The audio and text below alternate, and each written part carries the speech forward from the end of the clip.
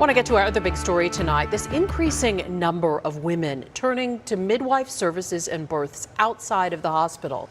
But an Arizona home birth tragedy where both mom and baby died, raising new concerns about safety, training, and oversight. After hearing from this grieving family what they wish they knew before choosing their midwife, ABC15 senior investigator Melissa Blasius has been compiling information to make it even easier for expectant moms to decide what's best for them and their babies. ABC15 set out to do something that's never been done before.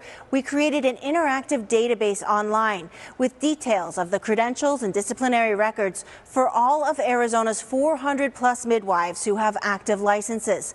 Throughout this story, you can click on the QR code on your screen for a direct link. You're about to see why this is so important. This has been the hardest thing I've ever had to live through. Joey Harrelson's daughter and grandson both died last December after a home birth gone wrong. And I'm a pretty strong person, but this has torn our family apart. Her daughter, Jordan Terry, hired midwife Sarah Kankowitz based on recommendations from other new moms. Joey said Jordan and her family did not know that state regulators had found deficiencies in the care that Kankowitz provided during 2 other births, and she had also received 5 fines for failing to turn in reports on time. This wasn't the first bad outcome. Yes. After the fact, family started researching. What I've learned is that so many violations, so many citations. 3 years before Jordan Terry and her baby Mac died, Heather Flowers hired the same midwife. And I really trusted that she had my health, my safety that's what she was there to monitor. All these red flags were ignored. According to state records, Kankowitz did not check vital signs as often as required during a lengthy labor. And when baby Karina, who was 11 pounds, was born, Heather said she was purple and not responsive at first. Luckily, she was revived. And when it came to caring for the mom, the state's report said Kankowitz violated the rules when she did not seek consultation for a severe laceration, a tear Heather developed when delivering such a big baby. Every day of my life, I have a consequence from the tear. Every single day. There has not been one day in the last 4 years that have gone by that I have not suffered. Heather wanted to warn others about the midwife, but said it was hard to figure out the process. I wasn't going to give up, making sure the report finished and was complete. So it took a lot. It took quite a long time. Heather filed her complaint with the Arizona Department of Health Services. ADHS licenses nearly 100 midwives, and the same group of regulators also supervises funeral homes, audiologists, laser techs, and several other health professions and facilities. I couldn't believe it. I thought to myself, how are these people going to address this issue or even understand what actually happened here? Adding to the confusion, Arizona has 2 classes of midwives licensed by 2 separate agencies. There are more than 300 certified nurse midwives who have advanced medical degrees and are licensed under the state's nursing board. They also can use more medication and more medical interventions than midwives licensed through ADHS like Kankowitz was. This ADHS group just needs a high school diploma, no formal medical training, as long as they pass a written knowledge test and get third-party certification from a credentialing group that requires an apprenticeship-type program. I wasn't aware of the certified midwife versus a licensed midwife, lay midwives. I really didn't delve into that. I trusted, that she would be safe regardless because this person is saying that they're professional. What would you tell a young woman anywhere if they're kind of like, oh, this looks so idyllic? Try not to be sold on a fantasy. Ask more questions. It was detrimental to the health and safety of the mother and child. So they're trying to revoke her license? They suspended her for 6 months. To help families answer their questions, ABC15 spent days sorting through hundreds of licensing records from both ADHS and the Board of Nursing, creating a first-of-its-kind database in Arizona. On ABC15.com, you can see the names of all Arizona midwives with active licenses, their regulatory agency, their type of license, and how long they've been practicing in Arizona. You can search by name and click links to their disciplinary records. You can see whether they've had any fines, any violations, any deficiencies, any suspensions, any revocations. That's excellent. Yeah, having it all in one area would be very beneficial to moms. Longtime midwives tell ABC15 most of their colleagues do an excellent job in providing patient-centered care and natural childbirth while following state health and safety regulations. And having an excellent skilled provider at your birth increases the safety tenfold. So I think that doing your due diligence, if this is something that you want and want to pursue, that you absolutely should do your homework. Sarah Kankowitz no longer has a license to practice midwifery in our state. As for Jordan and baby Mac's family, they're still coping with their loss, but they're also focusing on what we can do as a community to prevent future birth tragedies. We at ABC15 hope this database can lower a hurdle to finding quality care. I appreciate all that you guys have done. Just get the word out, and our biggest thing is awareness. While making this database, we looked closely at the past 3 years, finding ADHS took regulatory enforcement action against more midwives than the Arizona State Board of Nursing did. But some of that has to do with different oversight rules. 2 ADHS licensed midwives, including Kankowitz, surrendered their licenses as they faced potential revocation. 4 more ADHS licensed midwives were issued suspensions. ADHS also gave 3 midwives statements of deficiency, which list violations of state health rules and seek corrective action. Finally, ADHS fined 1/3 of all their midwives, 33 of them, in the last 3 years for failing to turn in required midwife reports. Those reports must be submitted within 30 days of completing care for each client. Now, the State Nursing Board does not require such client reports from its certified nurse midwives. On their side, the only discipline in the last 3 years was license suspensions for 2 nurse midwives. I'm senior investigator Melissa Blasius, ABC15, Arizona. Melissa, thank you. We reached out to AHDS about licensing rules and discipline. A spokesperson said they'd provide a document with a summary last month. Still haven't received it. Former midwife Sarah Kankowitz, we do have an update, has declined to speak to ABC15 on the advice of her lawyer. A midwife faces possible revocation of her healthcare license after the state health department repeatedly cited her and fined her for violating midwife regulations. In one home birth case last December, both mom and baby died after having to be rushed over to the hospital. The widower now going public with his tragedy, and he's sitting down one-on-one with ABC15 investigator Melissa Blasius, pushing for accountability. 28-year-old Jordan Terry, an ER nurse in Safford, was expecting her 3rd baby last year. Already mom to a boy and a girl, this child was to be the tiebreaker. We'd be like, you know, don't look at the ultrasound. Don't look at the ultrasound. We'd have to like close our eyes, and I'd try to peek and she'd get mad at me, and I'd get mad at her because she was trying to peek, and so it was fun. Jordan wanted to become a midwife herself to better serve her rural community. So this time she and her husband Parker hired a licensed professional midwife to assist in a home birth. Their baby's due date, December 2023. We had this vision where birthing pool in the living room underneath the Christmas tree with the stockings around. Their midwife, Sarah Kankowitz, posted on her business Facebook page that she specialized in VBACs, that's vaginal birth after cesarean section. Medical professionals say VBACs can be higher risk, in part due to the potential of uterine rupture. But Jordan and Parker agreed to move forward after talking to Kankowitz. And she gave me all the right answers. She gave me exactly what I wanted to hear. And her plan of action was that she's there to look for red flags. She's there to protect and watch out for the safety of the mom and baby. Parker did not know before his wife's due date that Kankowitz had been investigated by the state health department multiple times during her 4 years as a midwife. Regulators finding deficiencies, failing to follow state midwifery rules during 2 prior births. And she's repeatedly faced civil penalties, fined 5 times for not submitting required midwife reports detailing the care she provided to clients. Jordan went into labor at home on December 17th. Parker remembers after the midwife had arrived how Jordan started to lose color in her face and then lost consciousness. And that was actually her last coherent words was call them. And Sarah clarified, call the ambulance, ? And Jordan said, yeah. Instead of celebrating the birth of their tiebreaker baby, Mac, Parker held his stillborn son for a few minutes. Jordan was airlifted to a different hospital, but also died of a uterine rupture. The safety and the health of mom and baby is the most important thing. Like I said, I wish I knew then what I know now, but hindsight's 20/20 and it just kills me. What does accountability look like to you? Ownership.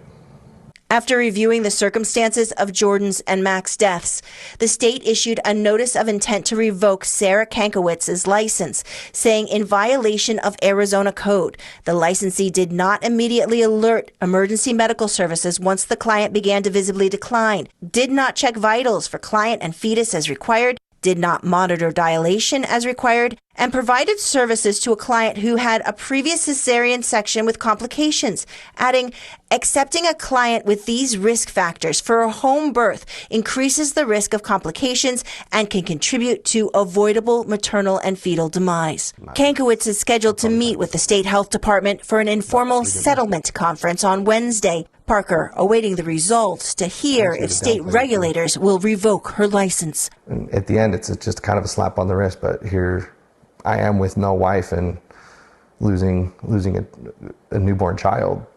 Parker Terry says after posting his story on social media, he received an outpouring of support, including from some other midwives. And he says now they're discussing how they can together advocate for stronger regulations on midwifery right here in Arizona. It's something that we will be reporting more on in depth in the coming weeks. ABC15 also reached out to that midwife, Sarah Kankowitz, by phone. She said she had no comment about what happened on advice of her lawyer. I'm investigator Melissa Blasius, ABC15, Arizona. Sarah Kankowitz has surrendered her Arizona midwife license and agreed not to provide services for at least 15 years. That's according to this settlement agreement finalized last Thursday. The state moved to revoke Kankowitz's license after the death of her client Jordan Terry and her stillborn son Mac. Jordan, who was a nurse in Safford, Arizona, went into labor exactly 6 months ago today on December 17th. She had had a prior C-section and had planned to have a VBAC, a vaginal birth after cesarean, at home. Professional certified midwives in Arizona are allowed to perform VBACs, even though they can have serious complications. However, state regulators later found since Jordan's prior cesarean had complications, Kankowitz should have never taken her on as a client. Regulators also said she failed to properly monitor vital signs and waited too long to call EMS. I sat down with Jordan's widower last month. Hindsight's 20/20 and it just kills me. What does accountability look like to you? Ownership for the person, but consequence for your actions. According to the settlement agreement, as of June 13th, Kankowitz has no current clients. She cannot provide any midwifery services in Arizona. She can't train midwives, and she can't advertise or post on social media suggesting she would provide these services. Jordan's widower sharing his reaction with me by phone. He said Jordan was a nurse, and in life she had wanted to improve healthcare and regulations. Through her tragic death, she is doing that, and he feels that this is her legacy. Since I heard about Jordan and Mac Terry's deaths, I have been asking questions about how Arizona licenses and regulates midwives. And we're preparing a major report on concerns about a lack of oversight for ABC15 on Friday. I'm senior investigator Melissa Blasius, ABC15, Arizona. 6 months after an Arizona mom and baby both died from complications during a home birth gone wrong, the midwife had surrendered her license. And the death of Jordan and Mac Terry was the third case in less than 3 years where state regulators said this midwife failed to meet state safety standards while providing care to a woman in labor. ABC15 senior investigator Melissa Blasius questions the ability of the state to provide proper oversight, asking why it took so long to act. What made you fall in love with Jordan? Oh my gosh, you're gonna make me cry already. Just how much of an open book she was. I mean, immediately we talked about everything. Like plans for a growing family. Last year, Parker Terry's wife Jordan got pregnant with her third baby. Instead of giving birth at the Safford, Arizona hospital where she worked as a nurse, Jordan wanted to be at home. Birthing pool in the living room underneath the Christmas tree with the stockings around. But also she wanted to be a midwife herself. She was such a great mother. She was just wonderful. Jordan's mom explained in rural Graham County where they live, there are few options. Not many midwives come here. And also Sarah had done a lot of successful deliveries of Jordan's friends. That's Sarah Kankowitz, who was at the time an Arizona licensed certified professional midwife. When you say that you're licensed, it means that you're a professional and that you can handle a situation, and especially meeting with her and her reassuring me after millions of questions that she had an emergency plan laid out.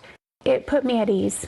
Kankowitz advertised on social media that she specialized in VBACs, vaginal birth after cesarean, as well as breech babies at home. Both have risks of serious complications. For the VBAC, if there's an old scar there, that can be a point of weakness where it ruptures.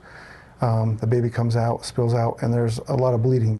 It's like minutes. Yes, it's very serious. As soon as it happens, the clock is ticking. the American College of Obstetricians and Gynecologists says VBACs should take place at a hospital. But Arizona state regulations allow licensed midwives to supervise VBACs at home. When Jordan went into labor on December 17th, I noticed that Jordan was losing color in her face. Parker looked to the midwife. We hired her to watch for the red flags. And when I called it out, all she said is she's doing okay. But Jordan ended up losing consciousness. Then she stopped breathing. Our trauma and our medical codes all come in here. She was rushed to Mount Graham Regional Medical Center, where Jordan's work friends said it was a worst-case scenario. A young mother, losing pulses, dying in front of you. When you add on to someone you know, it just amplifies it that much more. Jordan died from a uterine rupture. Her baby Mac was stillborn. Parker has this picture to remember his son. Hindsight's 20/20, and it just kills me. What does accountability look like to you? Ownership for the person, but consequence for your actions. It wasn't until after Jordan and Mac died that the family learned that the Arizona Department of Health Services, ADHS, which had licensed midwife Sarah Kankowitz for 4 years, had already issued 2 statements of deficiencies, citing her for failing to follow state safety and health regulations, plus 5 civil penalties. Those are fines for failing to turn in required midwife reports on time. Those reports include detailed information on each patient. I do wonder who looks at those reports. And I wonder why it took so long for this to come about. Maybe this would have been prevented. Licensed midwife Wendy Kleckner also questions whether anyone with midwifery credentials is involved in ADHS oversight.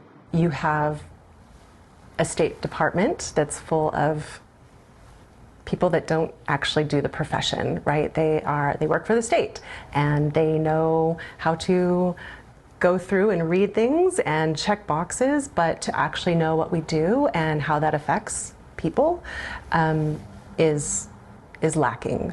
After Jordan and Mac's deaths, Kleckner and other midwives sent this letter to Kankowitz. It says, due to serious concerns about compliance with our scope of practice, they're urging her to discontinue practicing midwifery in any capacity. Why did the midwives take it on themselves to send this letter versus the state health department, which actually licenses her?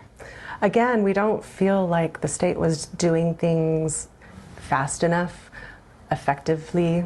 As ABC15 dug deeper last month, we found ADHS's licensing website for the public, azcarecheck.com, was inaccurate and not up to date. It listed a civil penalty from 2022 which DHS now admits never happened, and it failed to list a notice of intent to suspend Kankowitz's license from 4 months prior in January, and this notice of intent to revoke from April. It said, in violation of Arizona code, that Kankowitz did not immediately alert emergency medical services once the client began to visibly decline, did not check vitals for client and fetus, did not monitor whether dilation occurred, and should not have provided services to a client who had a previous cesarean section with complications. That's why it came public, is to raise awareness to this situation, but also this midwife, Sarah, but also to the state, because there's holes. The system making things harder for patients to navigate because Arizona has 2 classes of midwives. Nurse midwives, which have advanced medical degrees and are licensed under the state nursing board. They can use more medications and medical interventions than midwives licensed through ADHS like Kankowitz, who can practice as long as they have a high school diploma, pass a written knowledge test, and complete an apprentice-type program and portfolio review by a third-party certification group. Is it an issue with laxity in the rules? I absolutely don't think it's a laxity in the rules. I think it's all about oversight. The state health department repeatedly refused to sit down with us to discuss the case or talk about their regulatory review process. Sarah Kankowitz declined to speak to ABC15, though as part of a settlement agreement with ADHS, she agreed to surrender her license. She cannot provide midwifery services in Arizona, can't post on social media or advertising to suggest she practices midwifery, and can't guide or mentor midwifery students for the next 15 years. Parker tells me he feels better knowing this midwife can no longer practice, but nothing can undo his tremendous loss. This isn't just business and profit. This is lives, not just mom and baby, but husband and siblings and everything. This is my world that's been destroyed. Melissa Blasius, ABC15, Arizona. From our ABC15 investigators, the state health department is now suing a former Arizona midwife who was involved in a home birth where both the mom and baby died last year. In June, Sarah Kankowitz surrendered her midwife license to the state after regulators threatened revocation. ABC15 has reported extensively about her case and how multiple families complained about her care before the state took action to stop her from practicing. Now the state says Kankowitz continues to offer midwife services and clinical assessments, posting on social media about her business and even submitting lab tests in violation of her agreement with the state. The health department has asked a judge to intervene. There's a hearing set for later this week. And this story started with a tip to the ABC15 investigators. We want to hear your concerns. Email us or call that hotline right now at abc15.com/investigators. Click on the midwife story for an interactive database where you can look up a license history for all Arizona midwives. New at 10 from our ABC15 investigators. A woman accused of continuing to work as a midwife, even without a license, has reached a new agreement with the state of Arizona. Sarah Kankowitz surrendered her license earlier this year after multiple complaints, including no proper care for a mom and baby who later died. But the state of Arizona filed a lawsuit last month accusing that woman of continuing to solicit clients and even doing lab work. Thursday, ABC15 confirmed both sides have come to a new agreement. Court documents show Kankowitz will be permanently restrained from delivering a baby or providing health care to pregnant women and newborns. And the state health department can require her to provide requested documents and evidence to ensure midwife services are not being provided. A judge still needs to sign off on this new agreement and decide whether it will be in effect for 15 years or permanently.